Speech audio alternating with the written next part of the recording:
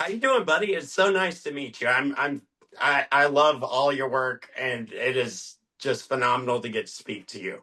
Hey man, nice to meet you too. I like your shirt and Oh yeah. very that's very timely. Yeah, man, it's good to be here. Thanks for having me. Yes, thank you so much for coming on. Like 15-year-old me is peeing my pants, and by extension, regular me is peeing my pants as well. I love you guys. I may sing 1985 more than you do. I'm not sure, but I have to go on stage, and that's one of my songs that I sing like every night on stage. So I see you and hear you like every single day.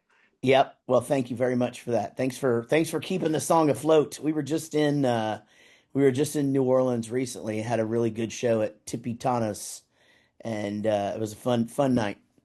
I heard about that. I had a Zune back in the day. I don't know if you remember Zunes, but I had videos on my Zune, and the one that I watched all the time was Almost.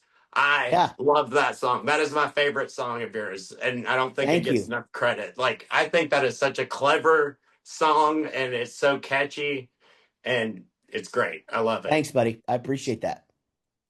So I wanted to ask you about when you were starting out. So, what were you listening to when you put together Bowling for Soup? Like, what were your biggest influences at the time? Well, I grew up in the 80s, so I was an 80s metal kid, Motley Crue, Ozzy Osbourne, Rat. That's what I was listening to most of my life. I started to get into heavier music towards the end of high school. Testament was my favorite band.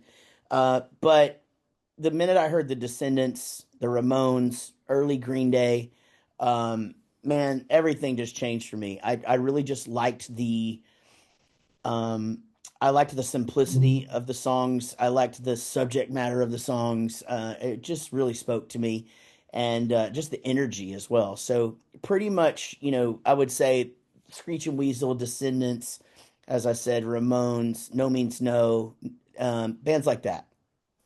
Yeah, I love. I've gotten into Screeching Weasel lately, and I really like them a lot. I can Yeah. see how they're a precursor to a lot of the pop punk stuff.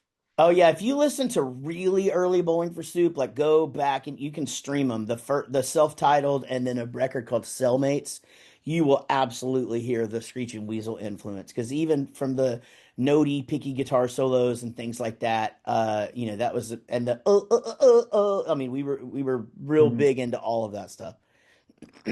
Yeah, I like them a lot. And I wanted to ask you. So, when you started out, you go from a local band to Grammy nomination, Emmy nomination, all that stuff. Like, at what point did you really understand, like, okay, I'm really going to do this? This is going to be my life, and I've made it.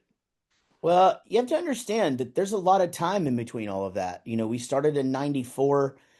We didn't get signed until 2000. We didn't have a hit until 2003. So we were 9 years in before we were even out of the van. And, at that point, we were really in debt and on Grammy. And then we got nominated for a Grammy. But, it wasn't that just, we had been really, really just surviving for a lot of years.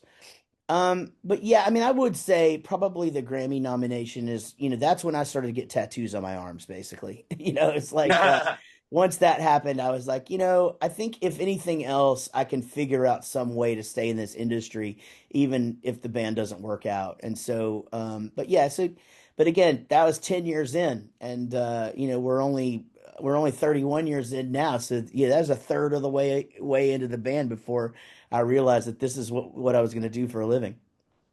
Yeah. Well, you've done a lot of stuff. Another thing I wanted to ask you about was the like you got involved with Nickelodeon, like the Jimmy Neutron stuff and the Disney stuff. How did that come about? Well, they're all different stories. Nickelodeon happened because Jive Records owned Nickelodeon Records. And so when Jimmy Neutron, when that came about or whatever, they wanted to sort of put a team player on that record or whatever. And so I was sort of hired to rewrite a song that already existed. And so that was cool. I mean, Disney is kind of the same thing. I mean, they came to me, they wanted me to do the theme song to Phineas and Ferb. and and on the same day I got to read for a part, and I ended up getting cast as Danny from the band Love Handle. So really, the band itself, it's not like it's a clear path, but quite frankly, it sort of leads to all these other opportunities because there's people out there that are big fans of the band, and that's worked out really well for some of these little side projects that end up being such a big part of our history and our legacy. Yeah. I also wanted to ask you, so I'm what I do. I'm known as like the happy, funny guy doing what I do on stage and stuff like that. Yeah, And I feel like you are probably been pigeonholed in that way as well, which I absolutely. mean, Yeah, which is fun. I mean, you want to be that person, but you sure.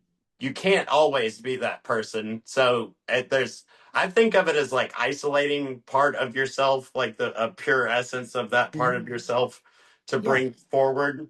But also like if I'm happy, I write comic books and I'll write happy comic books and stuff like that. But then when I'm sad, I'll write like horror stuff. And yeah, and I feel like you stay on the light side of things for the most part. And I yeah. wanted to Well, yeah. ask you about Well, first of all, it is hard to be on all the time. But yes, I am considered kind of the happy guy. I was always the funny fat kid growing up, and uh, am I think probably the happiest person I know. I'm a very, very positive person. But I have my demons. I deal with some mental health stuff, anxiety and depression. And so, it's one of those things where sometimes being on all the time, it can take a lot out of you. It can be exhausting. So you just have to really make sure. And this is, 15, 13 years of therapy and medication for me to be able to sit here and say, you got to take care of yourself and self-care and these other things. But yeah, as far as writing is concerned, it depends on what I'm writing for. Really, my mood doesn't come into play if I'm being honest. For Bowling for Soup, I know what kind of a song I want before I sit down to start writing it. But I've been really lucky in being able to do things like I have a country album out under my name, Jarrett Ray Reddick, and that allowed me to put a little bit more emotion into some things. And then I've got a couple of other side projects here and there, and I tend to write for other things. So for me, my mood might affect the idea, but Mhm. really what kind of song I'm gonna sit down and write is really just based upon what it is I'm writing for at the time.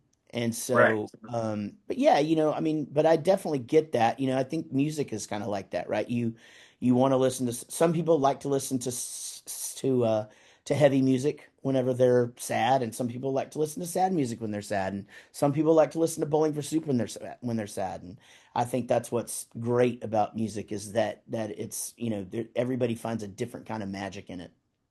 Right. And I like that about Bowling for Soup is it's been dependably happy Yeah, and people appreciate that. It's nice to be able to go to something like that and it be that yeah. way, you know. Thank you, man. Yeah, and I agree. I think that's the reason why we haven't, I mean, really evolved much. I mean, I think we've gotten better. We're better players, better singers. But as far as like the overall niche that Bowling for Soup fits into or fills, we, I never wanted to pull the wool over anybody's eyes. Like I want you to, when you buy a Bowling for Soup album or you listen to a song, for the most part, I want you to know what you're going to get. And so, a smile on your face is most of the time my goal in all of that. Yeah, it's reliably fun and good. That's another thing. Like you can write a hook like nobody's business. Like Thank you, that man. is that just innate to you or is that you got like a process for that?